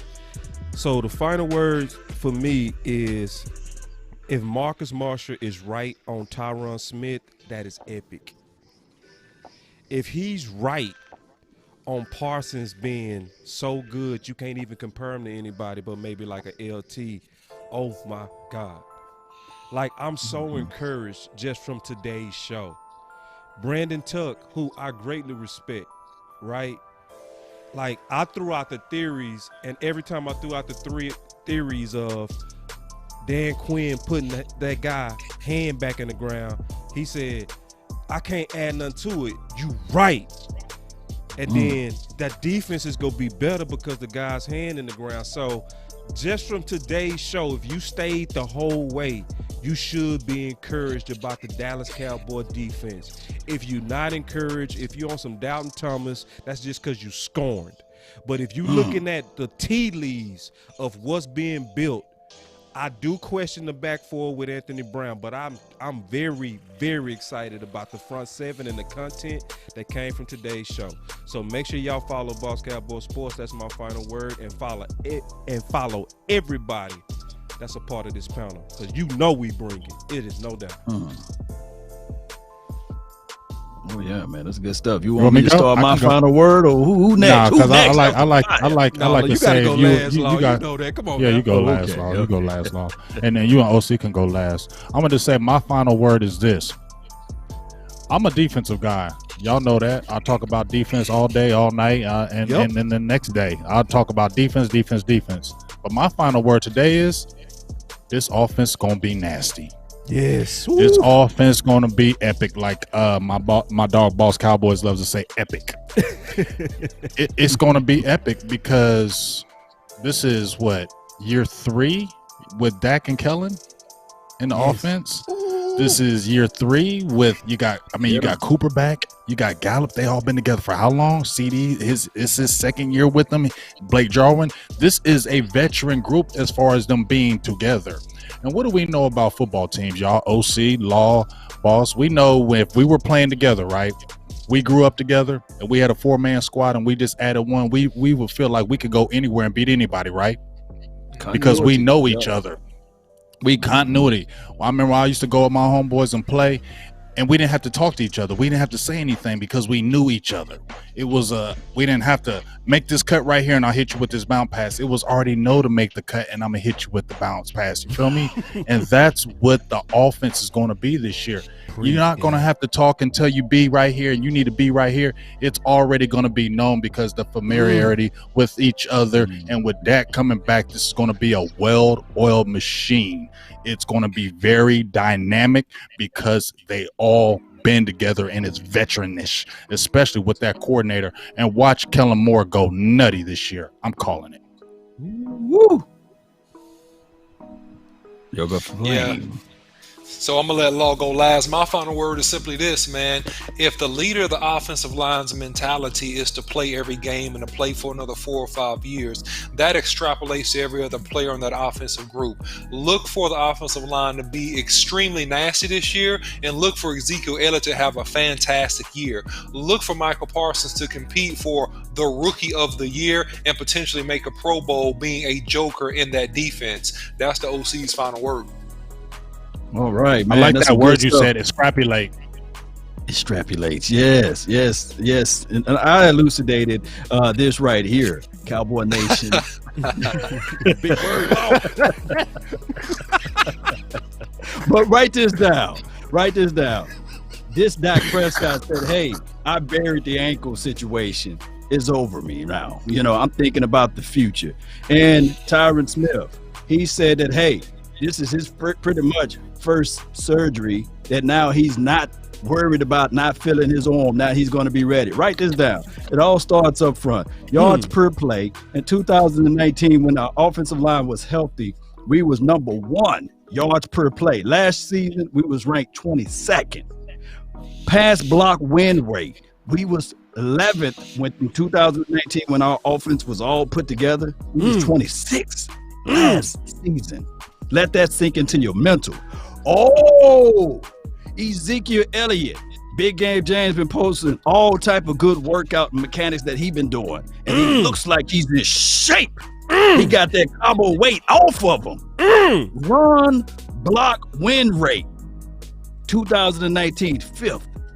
Last season, 15th. I come here to tell you guys that we finna be better than all of that stuff. So with that being said, with a healthy Ezekiel Elliott, no more COVID, with a healthy Dak Prescott, hey, that ankle is intact. Oh, that offensive line, Zach Martin, Lael Collins, as well as Tyron Smith. We looking to get some damage control going back in the right flavors for the Dallas Cowboys. And you talk about continuity. Hey, Kellen Moore, 3rd year, gonna be his best year. So let's continue to grind. That's my final word. Shit. I like them stats. Hey, man, listen. Appreciate It's good All right. stuff. And real quick, if y'all liked everything that y'all saw today, because we know we brought a quality panel with Marcus Mosher and Brandon Tuck. We also got potentially 2 former NFL receivers that's going to be in the house Thursday. So you might see the final word all again just in 2 more days, where you're going to be able to get the same type of insight that you just got, right? Which a lot of people not doing right now. So we gonna be bringing in a bunch of power panels, and we already booked up to next week again. You know what I mean? So we not gonna say what's out there. We not gonna say who coming in. We gonna make sure they come in. Then we gonna tell you they here. You know what I mean?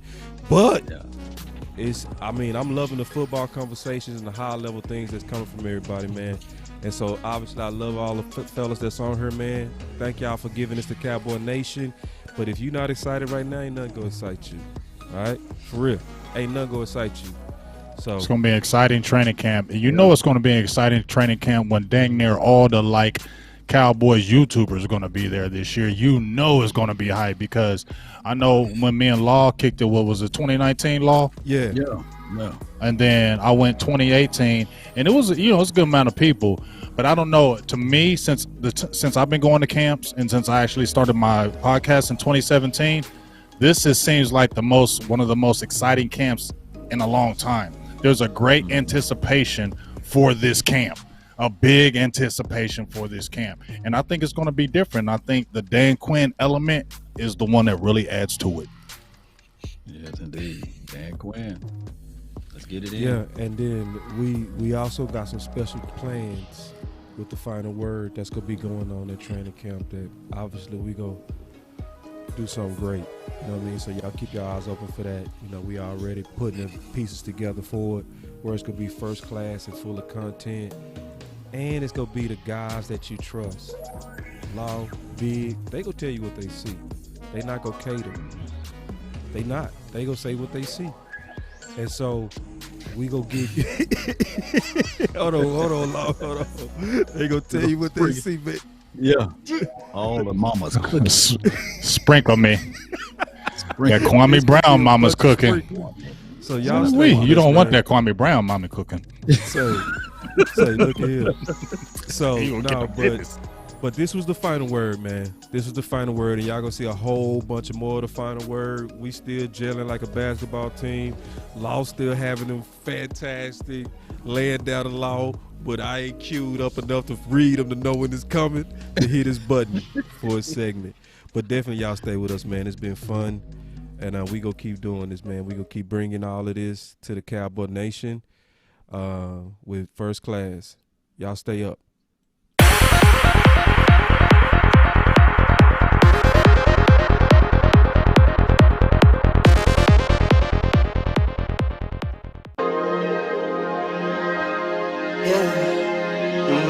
I just wanna run it up. Kinda check or something. I've been really in the field, let up, I've been really in the field, let her rush, I let her feel. Lately I just wanna run it up. Don't need no deals, I make the deal. Half a ticket to a meal. Lately I just wanna run it up. Kinda check or something. Lately I just wanna run it up. Lately I just wanna run it up. Need them ones, I need them fives. Need them tens, I need that change. Till the same got blues inside. Greens and pinks, it's all the same. I still save and roll my change. Take some losses when I play, charge it to the game. I'm with L, yeah, I'm with T Black, I'm with Reverend now. I'm with Bay, yeah, I'm with Jay, yeah, I'm with Chuck and now. Still the same, not switching sides, now it's about loyalty. You switch sides off for the bag, and that's worth more to me. I mix Nike with designer, I experiment. You just rock what's on the shelf, and I'm not feeling it. Search for the one, but baby girl, it's nothing real as this. Can't trust a soul, I keep a hammer, call it too legit. I've been really in the field, let her rush, I let her feel. Lately I just wanna run it up.